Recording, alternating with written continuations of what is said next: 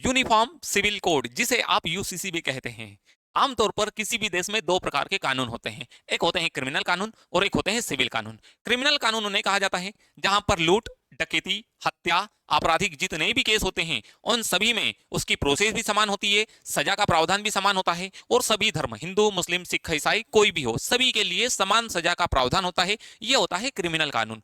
लेकिन जहां पर बात करें सिविल की, जैसे शादी, संपत्ति या वसीयत, जिससे रिलेटेड जितनी भी चीजें होती है वो अलग अलग धर्म में अपनी संस्कृति, अपनी शादी, इनके अनुसार अलग अलग होते हैं। जैसे मुस्लिम धर्म की बात करें तो मुस्लिम धर्म में मुस्लिम पर्सनल लॉ एक्ट के तहत होता है, हिंदू धर्म में हिंदू मैरिज एक्ट के तहत होता है, साथ ही ईसाई और सिख में भी इसी प्रकार से होता है।